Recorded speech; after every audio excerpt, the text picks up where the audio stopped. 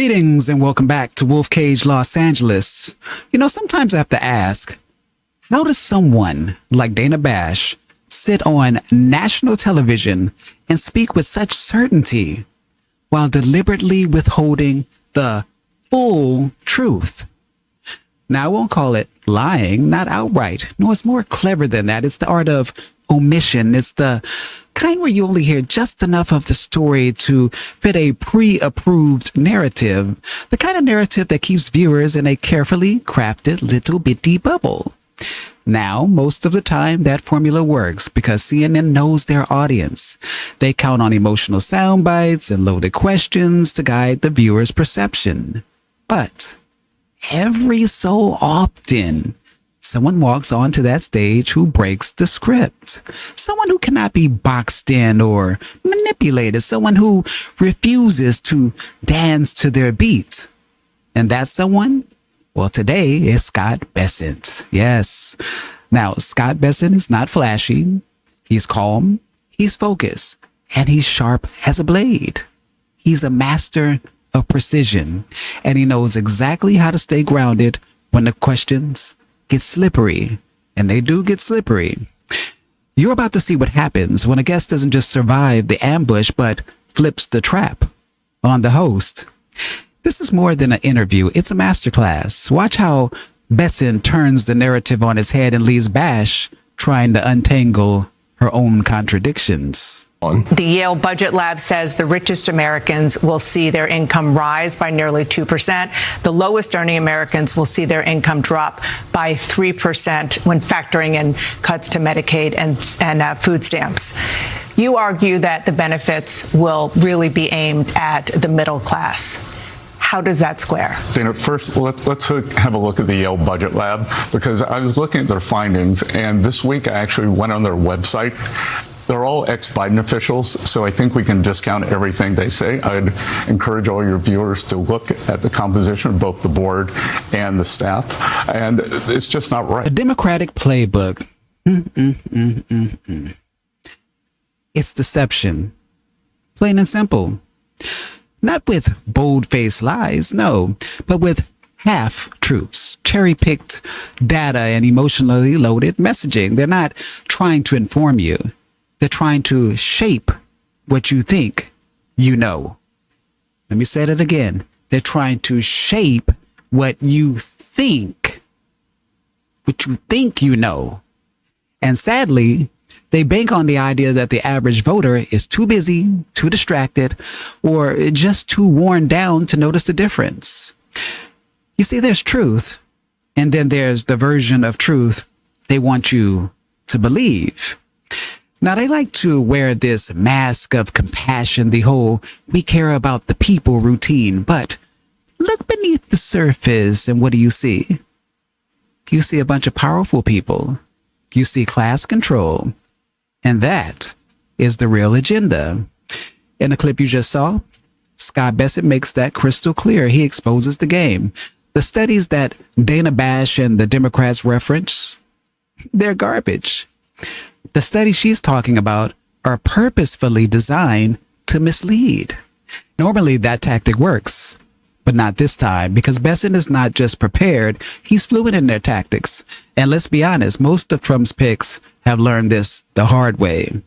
They've been in the crosshairs for nearly a decade or so. And here's where it gets interesting. When Dana realizes she can't out-logic him, she pivots to an old-school trick. Insults. She tries to rattle him, calls into question his intelligence. That's classic Machiavellian misdirection. When the argument fails, attack the person. But this time, it backfired. When you say that there's going to be a lot happening over the next few days and you don't want to give me the playbook, is there a playbook? Sure. The playbook is to apply maximum pressure. We saw that the EU was very slow in coming to the table. 3 weeks ago on a Friday morning, President Trump threatened 50% tariffs, and within a few hours, 5 of the European national leaders had called him, and Ursula von der Leyen, the head of the EU, was on the phone, and the EU is making very good progress. It's always so interesting to me how the Democrats and people like Dana Bash keep pushing this narrative that the Trump administration is somehow hiding something, that it lacks transparency. But let's use a little common sense here. If you broadcast every detail of your strategy to the public, who else do you think is listening? The opposition, foreign adversaries, political enemies, media hit squads. Now tell me, what kind of leader announces his playbook before the game begins? A wise strategist or a fool asking to be outmaneuvered? Now, to the casual viewer, Dana's framing might sound persuasive, but it's smoke and mirrors. It's meant to make you believe that if Trump's team isn't spelling everything out, they must not have a plan at all. But anyone with half a brain knows real plans are forged quietly. Precision moves are made in silence. You don't build a house in the spotlight. You unveil it when it's ready to stand. You know what? Honestly, the way CNN, the way MSNBC, even folks like Roland Martin, the way they cover this stuff, it's childish. It feels less like journalism and more like a gossip board game. They're not talking to serious people. They're chasing clicks and pushing spin. But here's the truth. The Democrats are losing ground, and fast. The polls show it. Voter enthusiasm shows it. And the contrast with Trump's results, it's night and day. Only in D.C. is a 20% hike over 10 years a cut.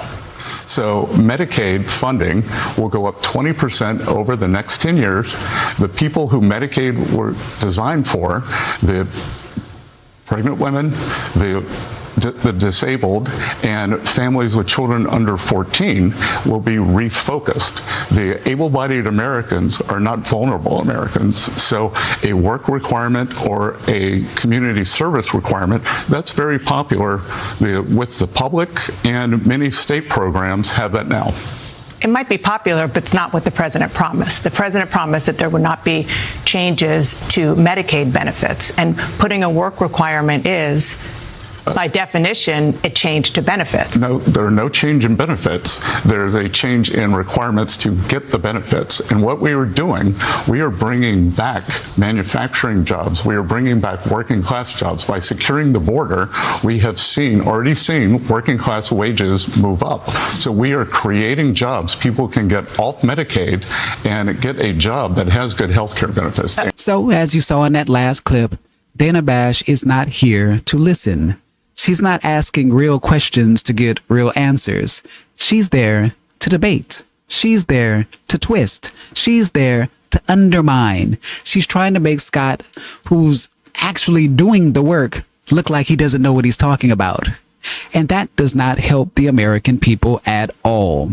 Instead of clarity, you get a fog machine, misleading questions, loaded language, strategic interruptions. It's propaganda, plain and simple. They're not reporting news. They're planting doubt. They want you to second guess the truth. They want you to question solutions that have been years in the making. Why? Because their power is on the line. You see, if Trump delivers, if jobs come back, if families see real results, if healthcare gets stronger, then the Democratic Party loses its grip. And people like Dana Bash, well, they get exposed for what they are. Mouthpieces for the elite. Paid actors in a political drama. Take Medicaid, for example. Democrats say that Trump is slashing it. That's a lie. Trump said Medicaid benefits will go up 2% annually. What he did say is that able-bodied freeloaders gaming the system, well, that is ending, and that is fair. That makes sense.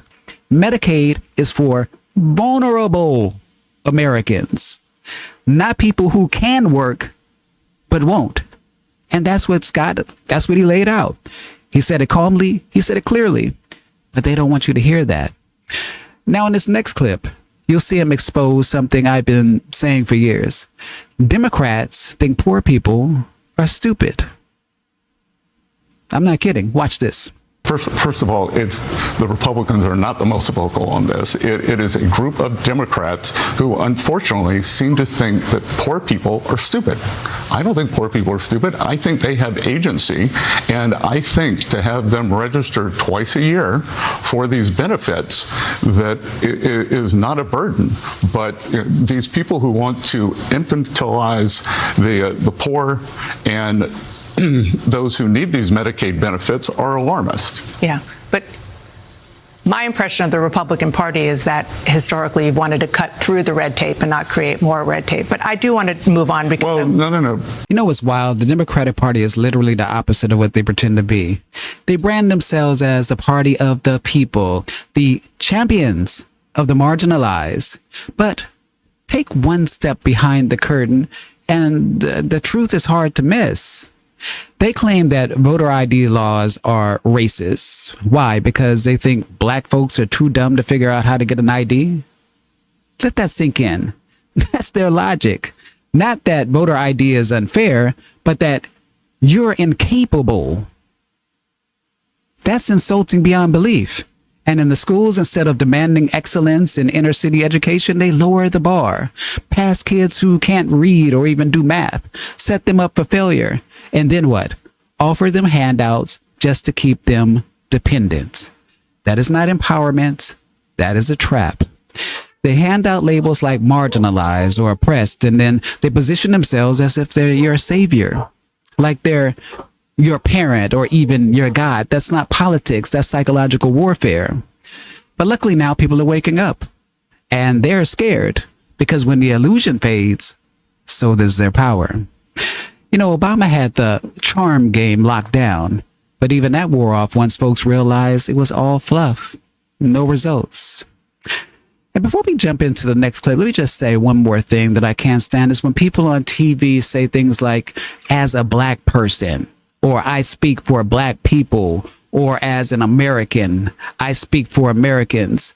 No, you do not. You speak for yourself, especially if you're sitting in $1 million home while real people are struggling to make rent. You know, when I talk to small business owners, both doing interviews with them and just in and around in my life interacting with them, I have not met one who has not said it's the uncertainty with the tariffs that is making it so hard for them to do business because they're kind of frozen in place. What do you say to those business owners? Well, I'd say two things. Is the other thing they would probably have been telling you is it was the uncertainty around taxes. So with the one big beautiful bill, they now have great certainty on taxes. No, they've said tariffs. No, but let me finish.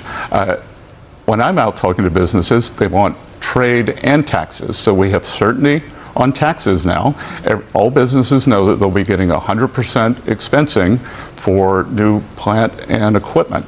On tariffs, again, it is the 18 important trading relationships, and we're moving through those. Man, isn't it funny how Dana Bash brings on an expert like Scott Bessent, not to listen to what he's doing, but to tell him what he's doing?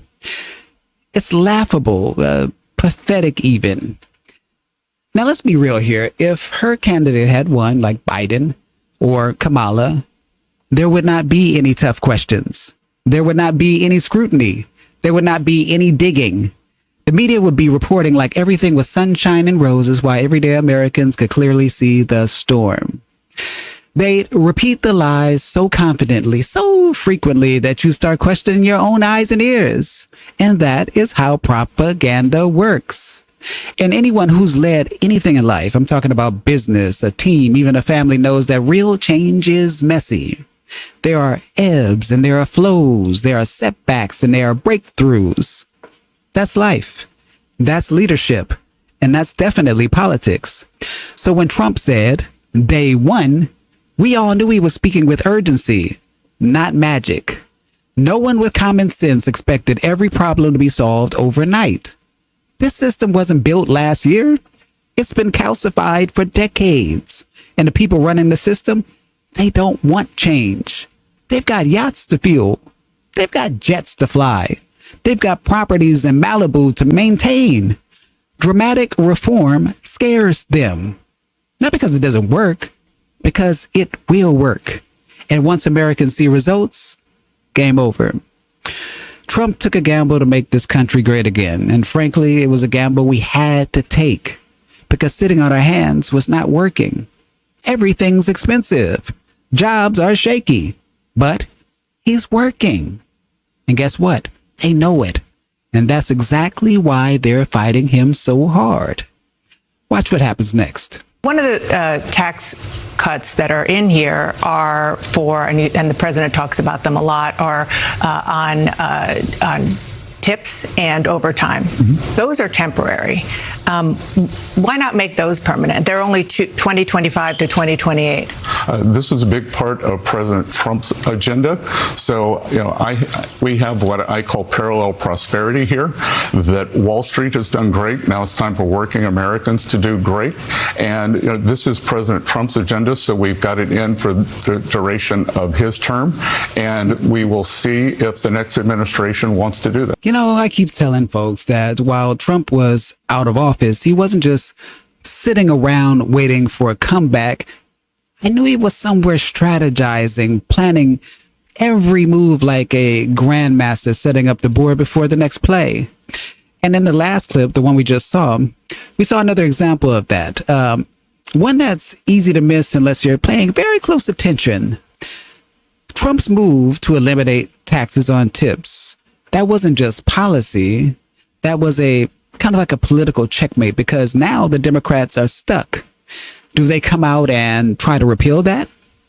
Go on record saying that they want to tax working class Americans who rely on tips just to survive? Or do they copy it and admit that Trump was right? See, their whole game plan has always been to do the opposite of what Trump does. But here's the problem. They're running out of opposites. People are liking what he's doing. The numbers don't lie. Support is growing. So now they've got a choice to make. And I, for one, cannot wait to see which way they go. But anyway, that's it for today. I am Wolf Cage, and this is Wolf Cage Los Angeles. Don't forget to like, subscribe, and share with someone who's finally waking up with the truth. As always, take it easy, stay unwoke. Peace.